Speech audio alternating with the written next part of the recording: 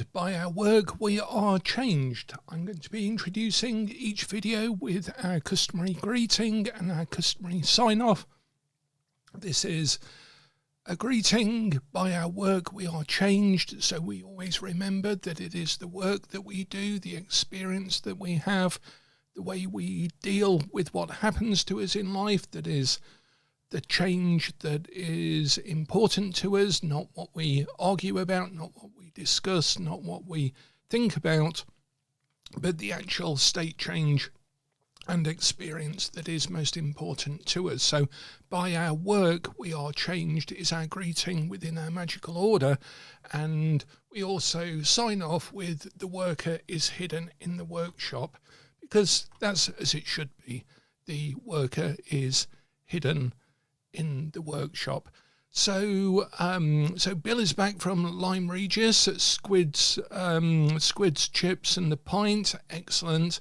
And yeah, we are in a third heat wave of the summer here in the UK, certainly here in the Lake District at the moment, and it's been quite an experience today. It's been really hot. So what I thought we'd do, I'm going to pack away from the video that I've just put up publicly. I recorded it a few days ago and edited it. It is a new video on chaos magic and dealing with the second issue of Chaos International magazine. And I'd forgotten I had two articles in this one. This is from 1987. And the Chaos Symposium was the actual very first Chaos Magic Symposium that I attended in Oxford. And that had Pete Carroll, Lionel Snell, Dave Lee, Freya Aswin. And that was rather interesting, to say the least. But I sort of talk about how this magazine really gives us a reflection of what was going on in occultism back in the 80s, before all of the modern day influencers said that they were involved in occultism for the last 30, 40 years, and they certainly weren't involved with it as far as I know, because I was actually there, man. You don't know what it was like. I was actually there, man. So I had a computer article in here, and I think this is probably the first ever printed computer program for tarot card reading, and it has my positions at the time for the Celtic Cross, atmosphere, opposing forces, hopes, foundation, influence, just past, influence in near future, attitude, environment, hopes and fears, and outcome of the matter. And I've since changed attitude and environment to what's happening for the person and what's happening around the person, as just a tidying up of that Celtic cross. And also there's an I Ching program there that actually looks at creating the trigrams first, and then it converts them into hexagrams. And this was a particularly appropriate picture to have opposite it, because it's what my brain was doing when I was trying to write that computer program. And then a poem as well called The Clockwork Museum, which I hope I've developed a bit since 1987, but yeah, it's a very angst-ridden early adult poem, I think. Who will come play hide and seek with me? That sort of thing. So yeah, that's Chaos International. So there's a 40-minute video on that, going through all of the articles and the history of chaos magic. And particularly, I was working on this, and it was very obvious how chaos magic was trying to define itself quite early on in the late 80s. So that's very obvious in the articles in that magazine. Something perhaps is a lot clearer 40 years later. So let me just move these out of the way.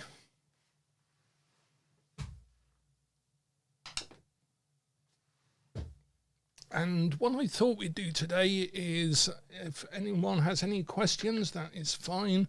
I'm happy to have open chat and discussion. That's what these sessions are all about. And But what I thought I'd do by default today is actually have a look at the Lenormand cards. So we'll move the tarot just out of the way and the side cards out of the way and tarot flip out of the way. Yeah, so I thought we'd look at Lenormand. Now, in the live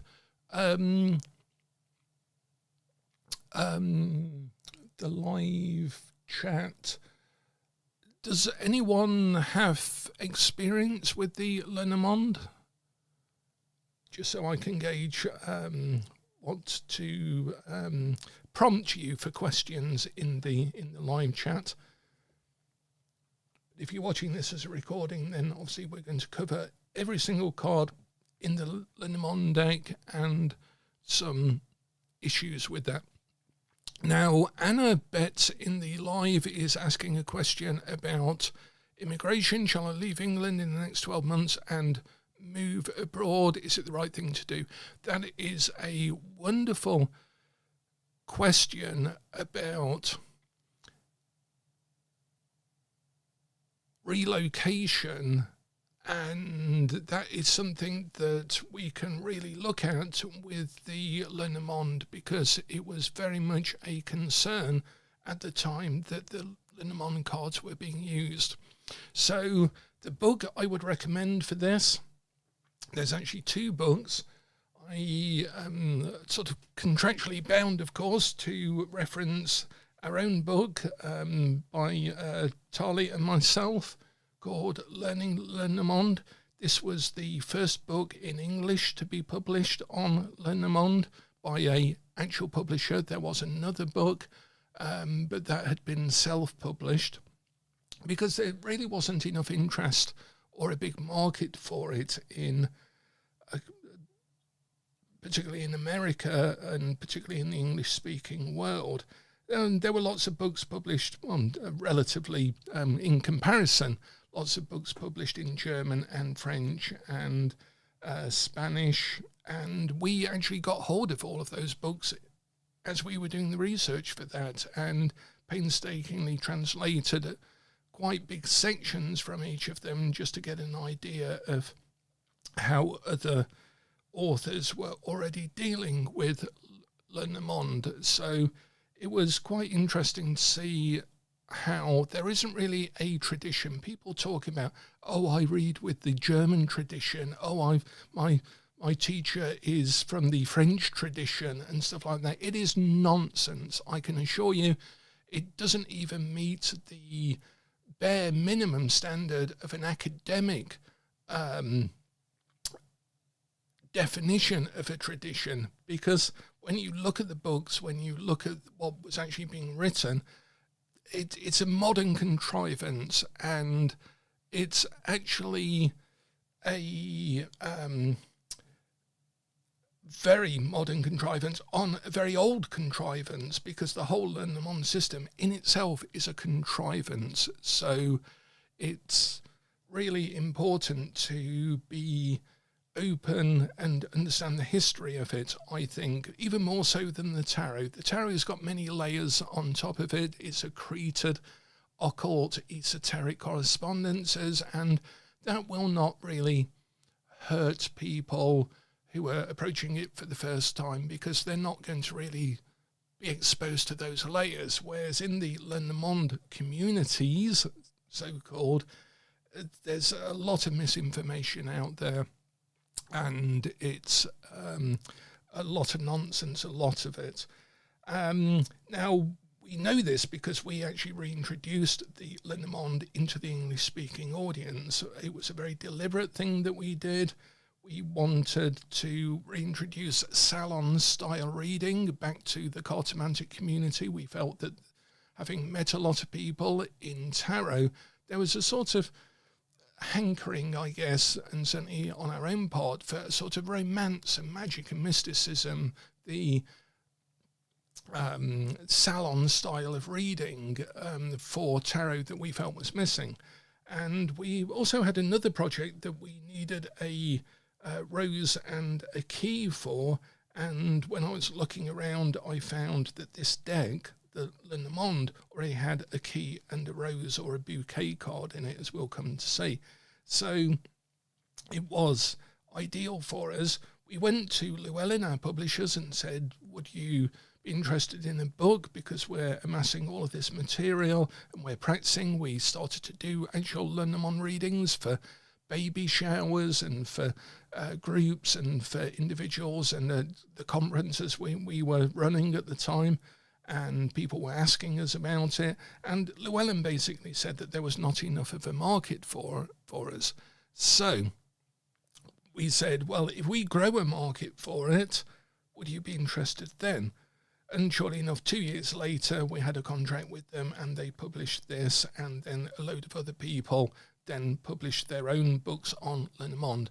And again, because we were actually involved in there, we know where those people got the ideas from, because we actually saw them in the audience when we first announced this project in New York. So a lot of the people in that audience then went away and suddenly became world experts in Le Normand. But, you know, we know who they are. we know what their knowledge of Le Normand was before we announced it, because we'd spent 2 years doing all of the research for it. And it's really odd because it comes from a book by Decker, Dumas and de Paulis. They were tarot historians, cartomantic historians, card-playing historians.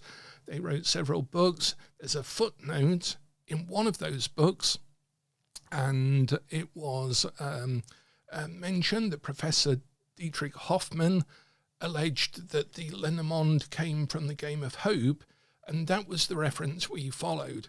We followed it from Decker, Dumas and de Paulis, a little footnote in a dense book on the history of cartomancy. We followed that to Professor Hoffmann's work, who has now sadly passed away, and we followed it from there to the actual deck that was in the British Museum, and this is a copy of that actual deck. So this is a copy of the actual Le Normand deck. Now, it isn't called the Le Normand deck in the British Museum, it's actually called the Game of Hope, because it's based on a German card-playing game that was developed by a guy called J.K. Hechtel. He was a son of a brass factory owner in Nuremberg, and Nuremberg had two main industries: brass for musical instruments and games. At the time, a lot of games were coming out of that city in Germany, and Hechtel obviously dabbled in those games, and he produced this card game called the Game of Hope. And we have all of the history in here, and this I wanted to show you is a very important picture, because this is one of the few pictures of Le Normand that is in a book that we have from Paris, that was actually published by her, so she would have approved this picture. There are other pictures of Mademoiselle Le Normand, and they are quite similar, but we know that this picture is the most likely to be the closest to how she actually looked. So when she died, some enterprising card-playing company in Germany took her name and said, right, we know which cards Mademoiselle Le Normand was using. And they got Hechtel's deck, and Hechtel died just a month after his deck came out, and it was 50 years prior to Mademoiselle Le Normand dying. So they basically got a dead man's deck, put a dead woman's name on it, and said, these are the cards that Mademoiselle Le Normand used. And they published a little guide to each of the meanings, and that guide mainly came from the reading of Coffee Grounds, which in a sense comes from dream work and dream symbolism, which is the oldest form of divination known to humanity. It's divining by dreams. And so, in effect, this Le Normand deck, even though it's actually the Game of Hope deck, and we go into this in a couple more books, which I can give you references to in the chat later, in the comments of the video. But basically, these are very powerful because they're actually the oldest divinatory symbolism known to humanity. And again, as we say in occultism, I have this saying that it is the greatest of secrets passed through the most unlikely of hands. And I think this deck is a brilliant example of this because it's been trampled on by modern cartomancy writers writing about the Lenormand, and it was a dead man's deck based on a game based on coffee ground reading, based on Mademoiselle Lenormand being attached to it in order to sell it as a deck, but that made these symbols survive. So in effect, these symbols have survived from cave paintings onwards to be a deck that is now called the Lenormand deck. So does that give you a bit of history as to how the deck got its meanings, got its symbolism and so forth? And then we'll take a look at the actual deck. I've got two versions here. I've got my own Cyberpunk Lenormand that we did with the Kickstarter, and I've got original Game of Hope. We still have copies of this available, and we usually publish it in a limited edition of about 150 because we officially license it. Yes, I'll post where you can actually buy the deck. It's on the Tarot Association site, and we still have some copies, although I think we only have them in the States, but I'm hoping that Shay can send me across a few as well. So, yeah. So when people talk about the traditions and so forth, ask them where they learnt that tradition from. And if they say it's their grandmother, then they are probably lying. So here we go. What I'm going to do is just go through the cards themselves and briefly talk about the symbolism and meaning in terms of interpretation. And if Anna can hang with us until the end of the session, I'll do the reading as a demonstration as well.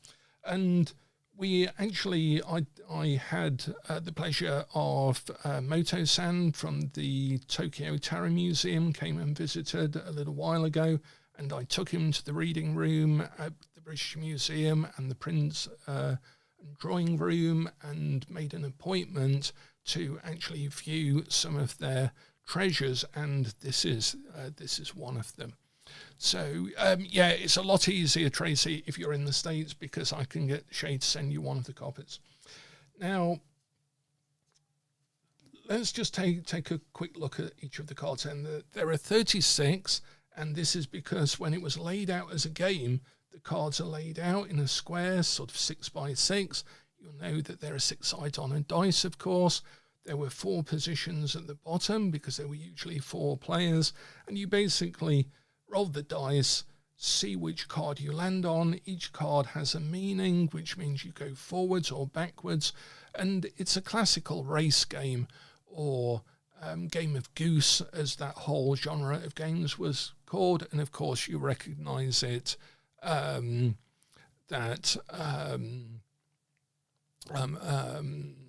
it's very Snakes and Ladders is a very similar game of that family. So what do we have? So we have the mountain. Okay, now these are shuffled, so they're not in any particular order, but they are numbered, which is very important when we come to reading. So let me just see if I can place this correctly for the camera, despite the delay in the video that I'm watching of myself, just to make sure that I've got that roughly in shot, in focus, maybe down a bit. There we go. Okay, so the mountain is an obstacle. It's something that you have to go around. And I'm going to do these pretty quickly, but they're all in the book, and we have a separate book under our pen name Andrea Green called 7-Day Lenormand. So that's 7-Day Lenormand by Andrea Green. Get that book because it is a condensed version of learning Lenormand, and it has all of my research in it and Tali's writing in it. That is a handbook, a guidebook, a keyword book for each of the cards. And it's sort of buried in all of our other work. It's buried under our pen name, Andrea Green, but it's the book I needed to write for myself as an absolute guidebook. It's like the equivalent of Tarot Flip for tarot. It is my go-to book. So this is based on the original Philippe sheet that came out with the cards originally, which is based on coffee ground reading, which is based on dream reading, and also our summary of everyone else's European writing on it. And sometimes those writings were very odd with their meanings, very unique, and hence there is no true tradition. And we worked with a couple of, in particular, a German reader in the early days, and he admitted to us that he was making a lot up for the American audience, which made us part ways with him fairly sharpish.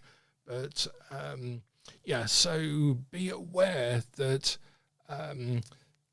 they have very clear meanings, and when people, there was a recent debacle where someone had said, a certain card has a meaning for health that is something to do with, I don't know, let's say measles or shingles or a gallstone or something.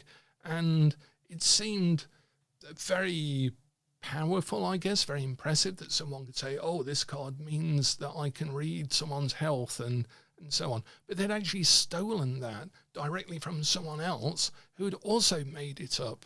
So again, I find it very useful in this case. I find it useful in the tarot to know the history, but I find it most important in the Lenormand to know the history, because it's dead straightforward, dead simple, and it means that you have as good a read of these cards as anyone else, because I know for a fact that everyone else is making everything up after the fact. And it's the history that has the facts in it. Okay, makes sense? So, the mountain is an obstacle that you have to go round. The ways or the crossroads is a choice that you have to make, or that you have a number of choices. And there may be a delay while you make those choices. The ship is a risky adventure, a risky business, a risky investment, but it is a risk.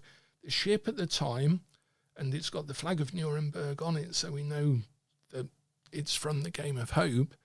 The ship was not for cruising. In fact, it's in the Game of Hope, it says something like, you're going to go to the Canary Islands and so move on 2 places or something like that. And the birds are actually the canaries in the Canary Islands, because to the author that was a long way away, and ships weren't taken for pleasure cruises, they were always for business, but it was always a risk. So this is a risky business, going overseas, going outside your comfort zone, going abroad. And we can see there where we're filling in contemporary meanings, because these meanings are Christian based, and it is a very Christian deck. The Game of Hope is based on the anchor being the Christian symbol of hope, and we'll see the anchor is in here, that in effect we have to modernize the readings. And we do have some stuff in Learning Lenormand about how to modernize an old form interpretation of it or meaning for it. The child means a child, but it also means newness or novelty. The mice is one of my favourite ones, because in the later research that we did based on Mary Kay Greer pointing us to a book in the British Museum that Tali and I then went and looked at and found that did have confirmation that these symbols are from coffee grounds that a few people had suspected, but that was the first definitive proof that they are. That book had a meaning for the mice as do not make, do not leave temptation and make of a servant a thief. And basically it's about mice stealing in little chunks your things or causing ruin in little bits.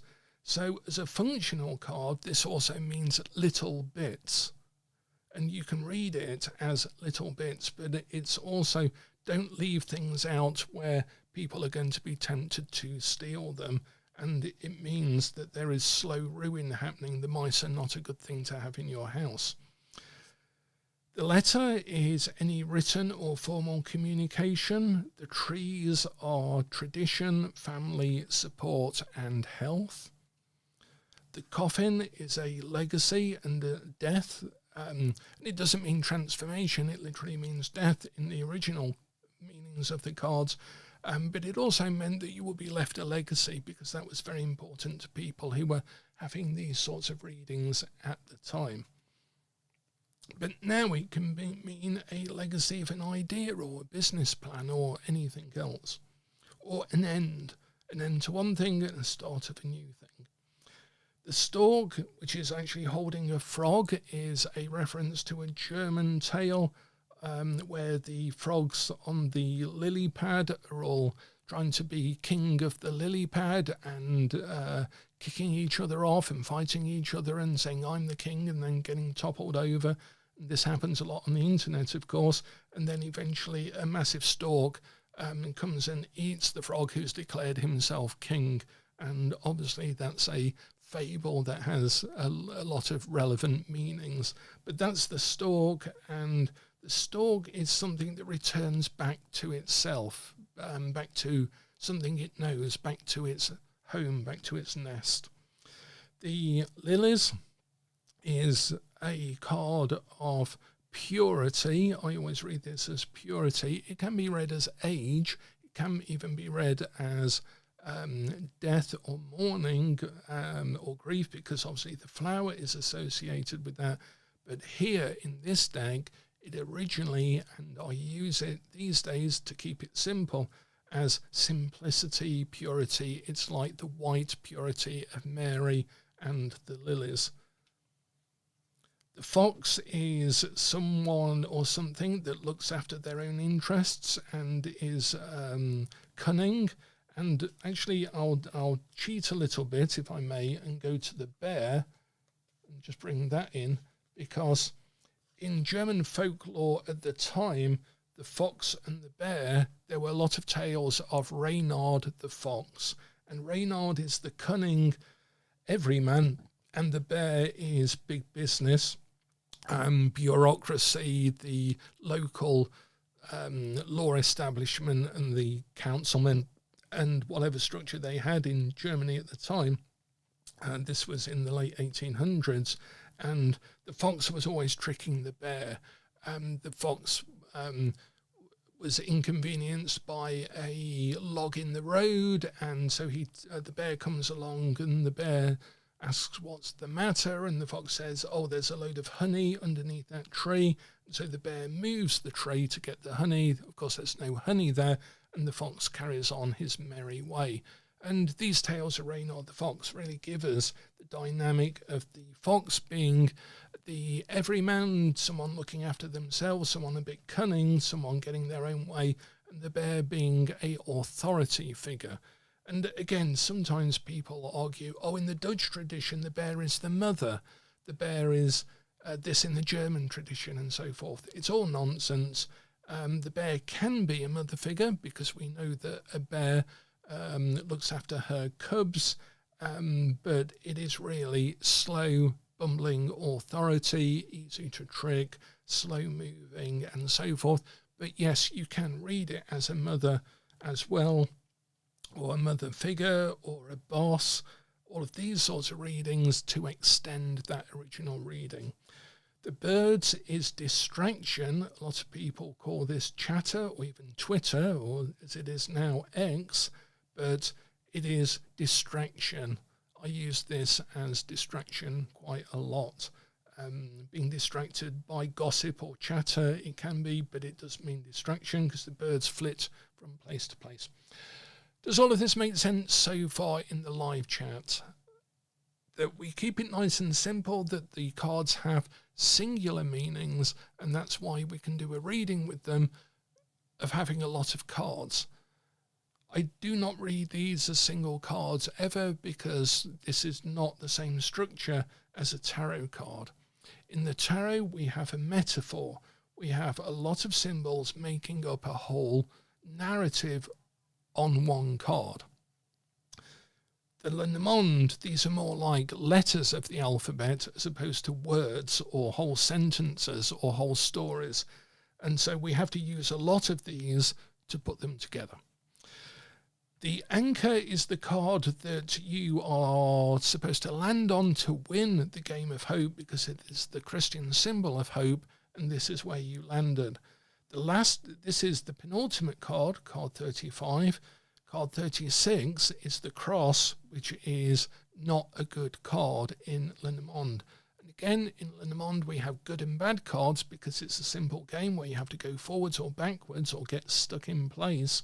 And the aim is to land on the anchor, which is the symbol of hope. And that reminds me, actually, that the reason that it has the playing card inserts, both German and French, is so that I suspect when the children had gone to bed, having played a few rounds of the game of hope, the parents would then get round and play PK and gambling games using the cards in the corner, because at the time there was a lot of religious control of gaming, and particularly gambling, but card gaming in general was really, it wasn't just frowned upon. You could literally be hauled over the coals for having playing cards in the house. I actually have a very old Lenormand deck that is hidden inside a small Bible case, so it looks like it's a Bible, but it's a real museum piece, and it smells like one as well. It smells of old German tobacco. And so the playing cards, again, people go on and on about the meaning of the playing cards, but I have found no pattern, and I've looked and looked. I stand to be corrected, and I would love to be so, if there is some pattern as to the playing card correspondences to the symbols on this. I suspect Hector just put them on in some sort of order, but it isn't some backup of the cartomantic meanings, because the Nine of Spades can mean a lot of different things in different systems of cartomancy of the time itself, because he couldn't have compared it to a cartomantic system that came after he did this deck, because he wouldn't have had access to it. So we can only compare the meanings of cartomantic systems prior to this deck, and I've found no pattern at all. So I do not use these because I don't think I need to, and I think that they're fairly random, and they were designed so that they could get around a religious restriction and play gambling games once the kids had gone to bed, and that's all.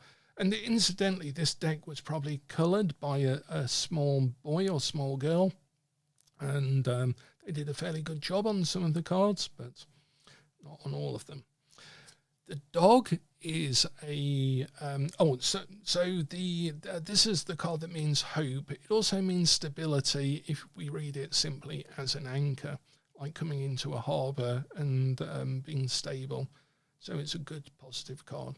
The dog is a good companion, a loyal friend, and loyalty in general. The house is things of the home, the house. The whip or birch is punishment, argument, distrust. This is the birch that one would whip the servants with if they weren't doing a good job, and it's even got bits of blood that the child has gleefully painted on it, I imagine. That's how I imagine I would have done it anyway. So it's arguments and stuff. The snake is evil. It's a biblical snake. It's temptation, and it's a hidden danger. The scythe, and we can literally see the hay and the hourglass, is a timing card, and it means that the time for harvest is now, the time to do something is now. The rider is bringing news, something new to you, and it's something rapid. It's a rapid change of fortune from abroad, as the original meaning is, but that just means novelty or news. So if you had the rider and the child close together, that's new news. It's like something out of the blue, some big surprise.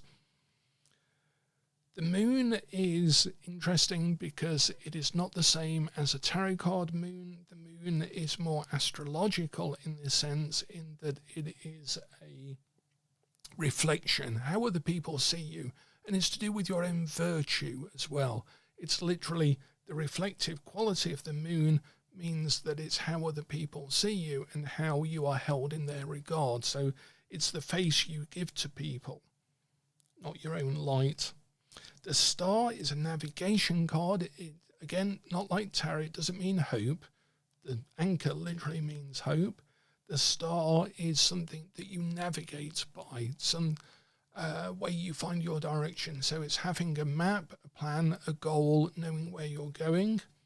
That also gets you around the mountain. It gets you around the clouds, which we'll come to. The cross, as I've mentioned, is a negative card. It just means suffering. It's not to do with faith or anything. It's just to do with bad things and suffering.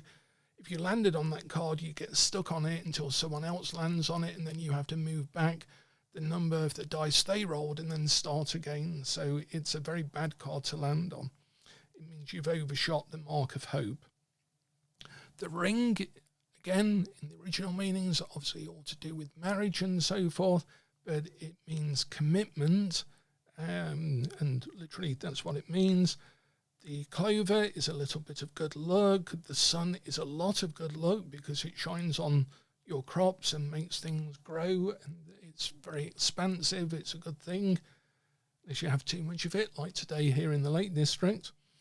The tower, again, quite interesting. All of the different existing European readings of this that show that there's really no true tradition.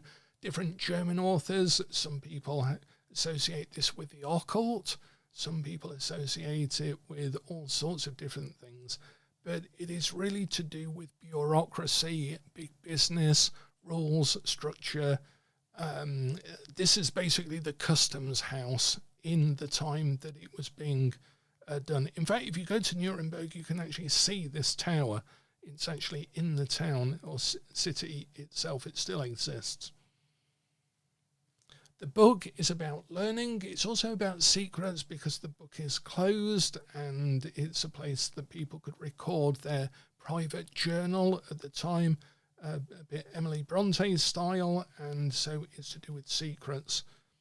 The heart to do with love, romance and emotions. The man to do with the man. The woman to do with the woman.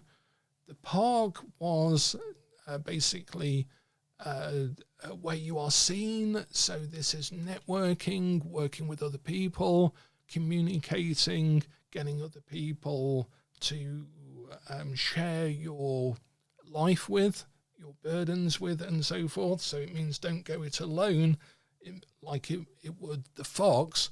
The garden is about networking because it's where you would go to promenade back in the day in order to meet other people. The key is about unlocking things or even locking them. The bouquet is a gift from somebody else or a gift you give to somebody. This is why we need all of the other cards. It gives us context for a reading. The fish is to do with resources. This is the finance and money card because if the fish turn up, it means good things for your money. Again, we wouldn't like the mice. We would prefer the fish. And obviously, if the mice are underneath the fish, then it means that your fish are rotting and the mice are getting hold of it. Yeah, Sherry is saying, it seems so easy, why do I make it so hard? It is very difficult not to make this really, really more difficult than it needs to be. I really, I struggle in my self-confidence when I do a Lenormand reading, because I have to read it so literally, and I commit to doing that every time I do a Lenormand reading. And I never get all fortune teller and future telling and doomsaying and omen talking with the tarot. I never have really, that's not my style. But when I do with Lenormand, I will literally be saying, then you're going to go on holiday, and then you're going to come back, and this is going to happen, and this is going to happen, and this is going to happen. And I always read straight from the cards. We are tarot card readers. We only have to read the cards.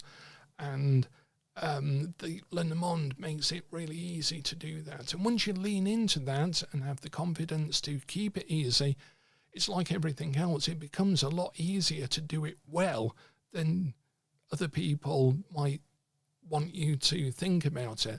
Particularly people trying to teach it to you, they are going to want you to think that it's actually a lot more difficult than it actually is. This is why I like the history, because you go back to the original source code of it, and then you develop your own program from that. Then finally, the clouds. This is confusion. Now, originally, the clouds have a dark side and a light side, so cards on this side are more occluded, more confused, and cards on this side are lighter. And do you know the reason for that? The reason is, and the reason that in some of the instructions for Lenormand, it says, if this card is close to this card or further away, it's not because of the spread, but it's because they are taken, and we have the evidence of this, directly from coffee ground reading in a cup, where if some grounds or sherbet was also read, tea leaves of course, were not clear, then you would say in the clear, this is a dog, and it means this. Or you might say, this is a little bit unclear, it looks like a dog, so it means this. And you would slightly nuance the reading. And if at the top of the cup you had a dog, it would be different than at the bottom of the cup. So the position in the cup was actually used as part of the reading of coffee grounds. And that made it straight across to the Lenormand. And then people go, oh, the Dutch system, I use this system by this author, and he uses distance and readings based on distance. But they don't realise that that has come very simply as a necessary mechanic from coffee ground reading straight into the deck. So we don't need to learn all of the other stuff, because they've made it up. They made it up on a very spurious meaning, and then it's ossified, it's become monolithic, it's become a sort of, right, this is the meaning of that card when it's far away from that card. But it is not the meaning of that card when it is far away from that card. It is a modern day, someone has interpreted that at some point and then taught it as a rule and so forth. So it's the position in the cup is top, middle or bottom, but also there was another factor, which was whether the grounds were clear or unclear. That's to say, whether you could quite see that it was a really clear outline of a mouse, or it was sort of the vague shape of a mouse. And that was obviously part of the art of reading coffee grounds, where you would say, this is a mouse in the clear, and therefore it means someone has stolen something from you.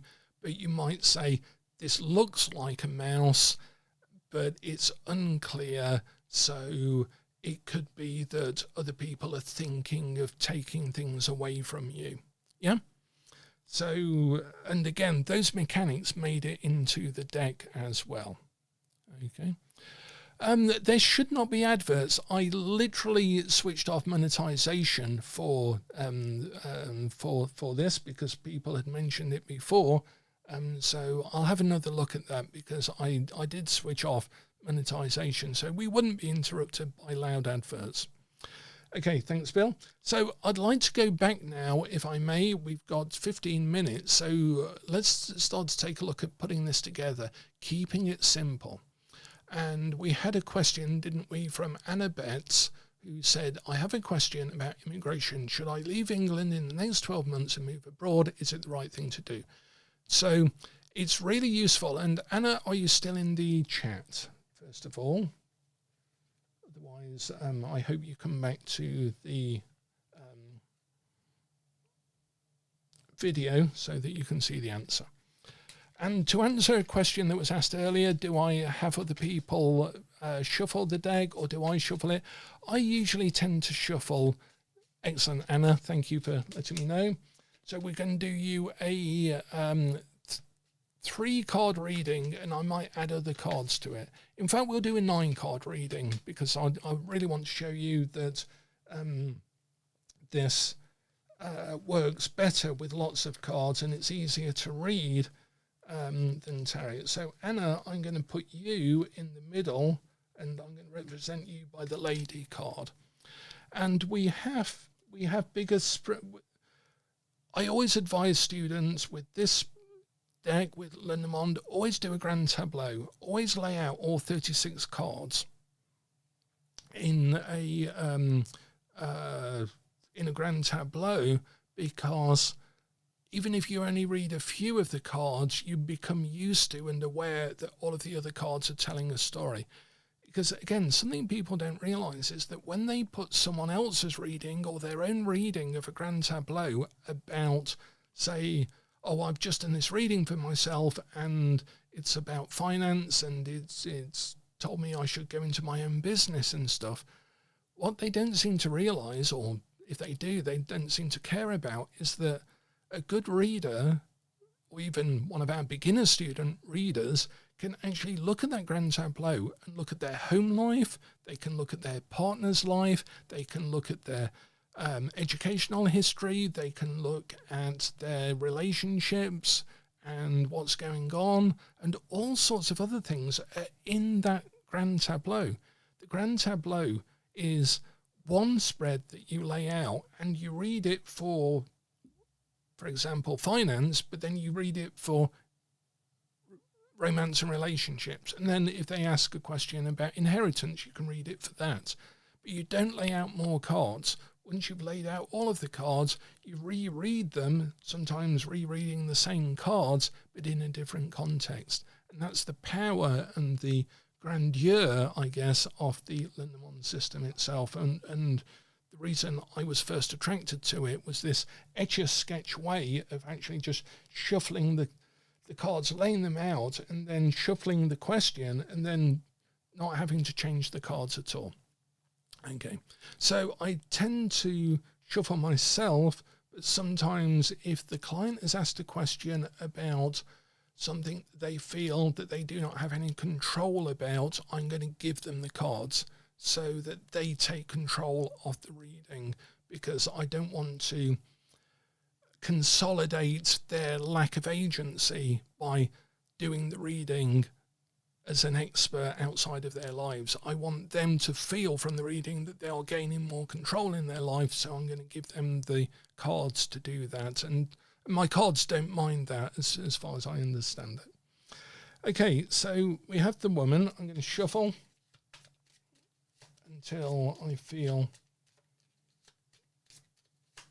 that we have, the cards really, right, okay, they want to go there, so we're going to do that. And then I'm going to lay them out in a mini tableau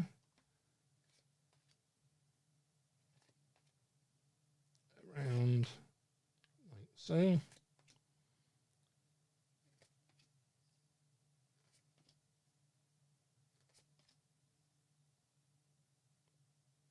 And this is sometimes why, I distrust some of the books and so on, because quite often an author will take a shortcut and say, right, okay, well, it's I'm going to give an example reading and it's going to be about someone wanting to move, and therefore I'll put the ship in the reading and I'll put the coffin in the reading, and then they choose the cards that go in the reading. And that is not a good example, because then the reader does a real reading and they don't get the convenient cards that the author has chosen, selected, as if they've done a reading and you can read it that clearly. And I think it's really disingenuous and dishonest to do that. When we have readings in any of our books, you can be assured that I've done that reading for a person, and it's sometimes not quite the way you would want it. When I was thinking about Anna's question, I was thinking, please have the ship, please have the ship. It was so cool if it has the ship in it, but it doesn't. And this is why it's so important to read the cards. So all we're going to do is read the cards. Now, I turned over the deck because I do use the base card in the deck here. So, and this is the house. So basically, to answer the question, no, it is unlikely that you will be traveling or moving in the context of your question. It may be that your situation changes, it may be that your question changes, but with Lenormand, it is really important to have a question as well. It's far more useful to have a question. You can read without one, but it's easier to go off the rails. I love a good question for Lenormand and a simple answer that I can justify straight from the meaning of the cards and straight from their actual history. So, so your question was,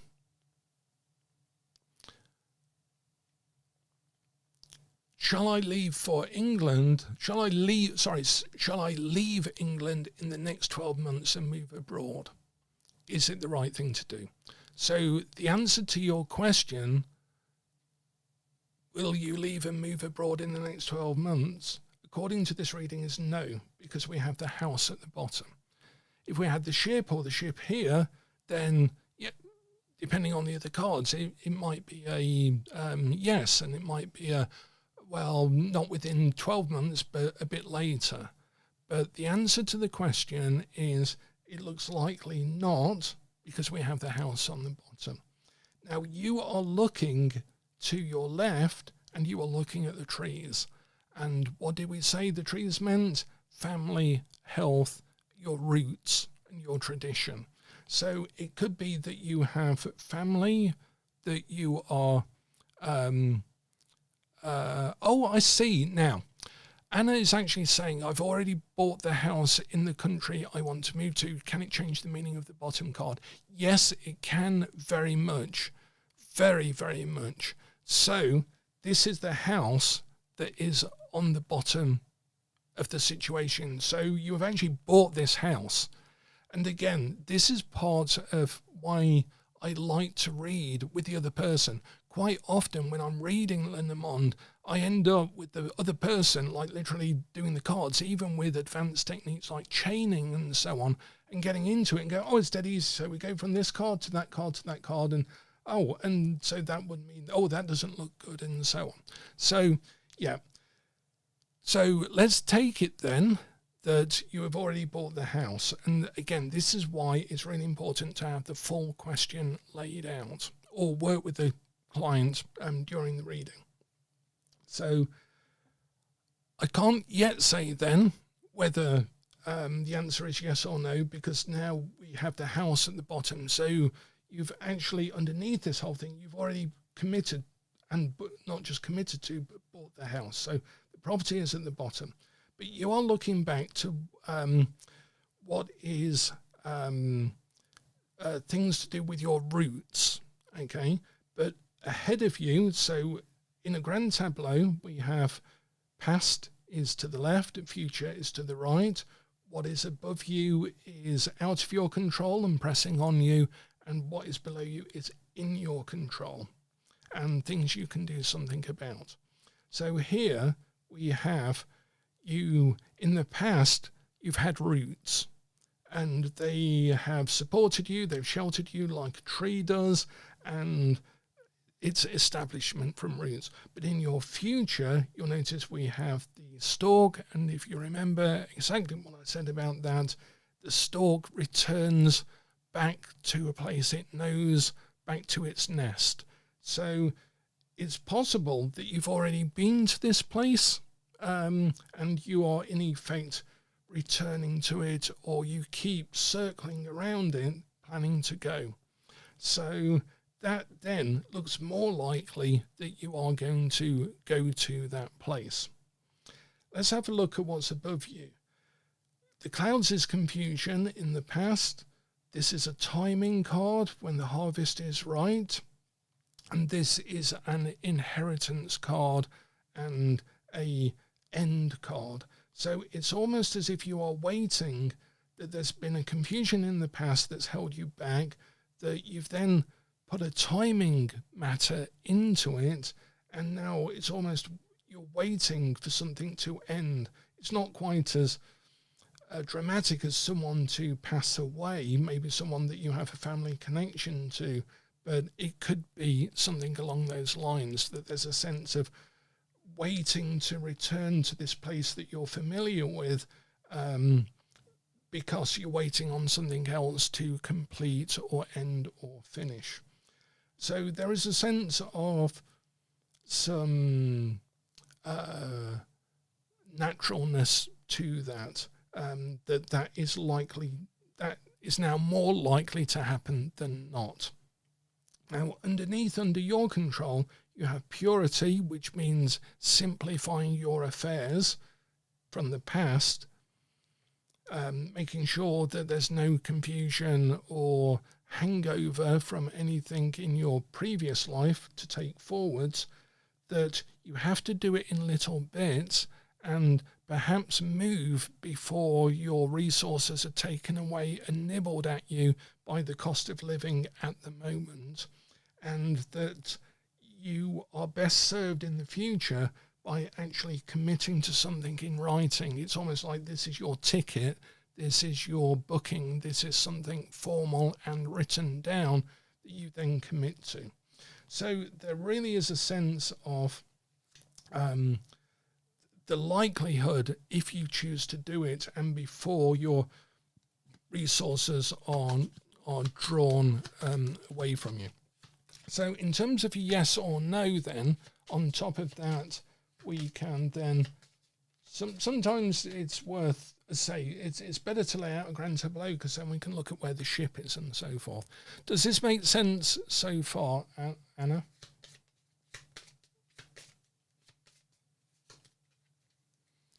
But in terms of a definitive, we have the dog, which is loyalty, the rider, which is news, and the fish, which is money. So it looks likely that you will have the resources to do it by, you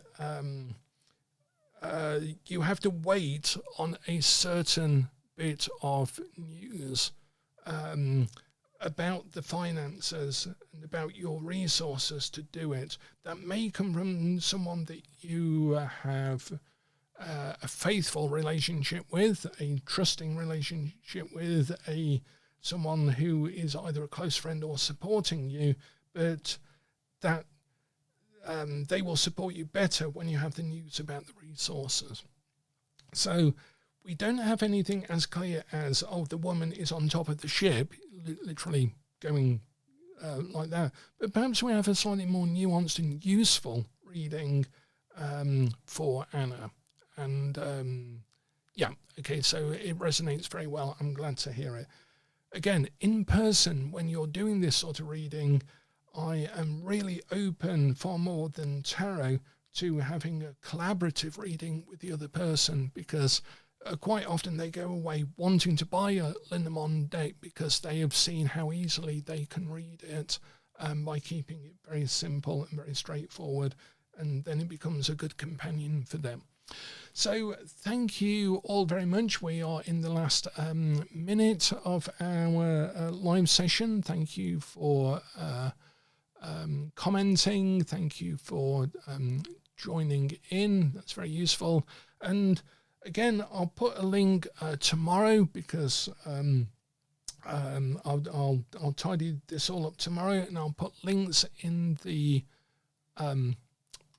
video in the comment section to a couple of the books that I mentioned. But Learning Lenormand by Marcus Katz, myself, and Charlie Goodwin, and 7-Day Lenormand is 7-Day Lenormand. Any more questions? LG Fish 5337. If people are happy to hang around for a bit, then I'm happy to hang around for a couple of minutes. Is this a question or a question for the cards? And if you're otherwise committed, then please have a great weekend, and I look forward to chatting with you in the community tab as well, that we also have for members of the subscription area, I guess, of the Actual Magicians Bookshelf channel. We do have a subscription. You can join with us, and we're going to be doing a load of stuff in there over the coming weeks and months as well. Yeah, thanks, Bill. Have a great weekend. And yes, Tracy, I will definitely remember to do the links. Okay, LG Fish, are you still there? And do you still have a question? Is it a question about cartomancy, tarot, the Lenormand, or is it a question for the cards? A question for the cards. Okay, we'll do a 3-card reading, and we'll use Lenormand if that seems suitable. And if people want to hang around for that, you're more than welcome, because it will only take a couple of minutes. So please ask the question, LG Fish. I'll be happy to see what the cards suggest and demonstrate how we can chain together 3 Lenormand cards. Maybe the microphone is picking up my shuffling. We could do some ASMR shuffling videos, perhaps. It's 1 hour of shuffling the cards.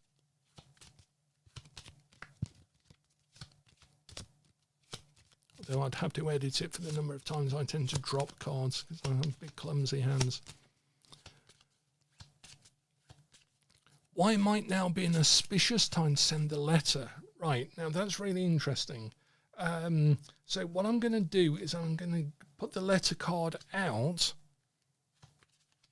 and then we're going to quickly read. Actually, we'll do it as if we were reading it in a grand tableau.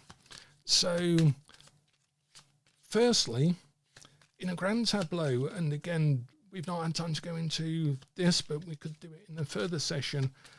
We have what are called houses. So each card lands in a house. It can land in its own house. Yeah, indeed. So let's see what house it is in. Right, so I'm just going to put that card underneath to act as the house. So in a grand tableau, we would look for the letter to answer your question about a letter, and we would see what house it's in. And we count the houses, 36 positions, 1, 2, 3, 4, all the way down to 36, and that is the house that it's in. And the house is the same number as the card. So if you are in position 6, it's a lot easier to demonstrate than it is to explain, then you would be in, that card would be in the house of the clouds. So in a grand tableau, 1, 2, 3, 4, 5, 6, your card, the letter card would have been here, okay? And that is in position 6. And position 6 doesn't have any cards above it. So what I'm going to do is imagine that this was in a grand tableau and was in position 6, house 6. So the letter is in the house of the clouds. And you get really nice poetic meanings from using houses. I love to use the houses. Oops. And so it would have cards, a card there, and a card to the right. So the letter is, and I'm just going to use the base card as well, just for the sake of it. So the letter is about news. It's about making a new thing or transmitting something that is not known to the other person. the letter is in the house of the cloud, so it is a letter that has a lot of confusion to it, uncertainty about the consequences of sending the letter. So the letter is in the house of the clouds. Behind it is hope and faith, things that are no longer there. So there was a situation of stability, that you thought you knew what was going on, that is no longer there. However, in the future, the man is there and he has got his back turned to the letter. So it may be that the person will try and deny or block the letter in some way or another. However, underneath you, on things you have control over, is purity, which is also virtue, which is you have the moral high ground, you are in the right to send this letter, and that's what you must concentrate on. You must also know that the letter will have to go through an obstacle, perhaps the obstacle's put by another person, but you can get round it, but it will cause some suffering inevitably, some negativity inevitably. There will be no potential good result whenever you send it. So it is perhaps the time to send it now, because you need to get around this obstacle, no matter, and the other person isn't going, or the other party, if it's a group or a bureaucracy or an organisation, isn't really going to respond to it anyway, but you have to do it because it is literally the right thing to do. Does that make sense? So why might now to be an auspicious time to send the letter? The answer of the cards is it is always an auspicious time to send the letter because you are in the right to do so. Does that help answer the question, and more importantly give some clarity to the clouds that are beset with the letter? Yeah, that's interesting. Bill's way ahead of me as usual. Send it recorded delivery, and yeah, timing doesn't matter. There's no timing card in there at all. The cross signifies sacrifice and struggle and negativity and stuckness. There is a big sense of stuckness all in this corner, and a big sense of correctness and rightness on this side behind pushing the letter. So yeah, timing doesn't really, it's not going to change anything. And again, the Lenormand can sometimes negate the question or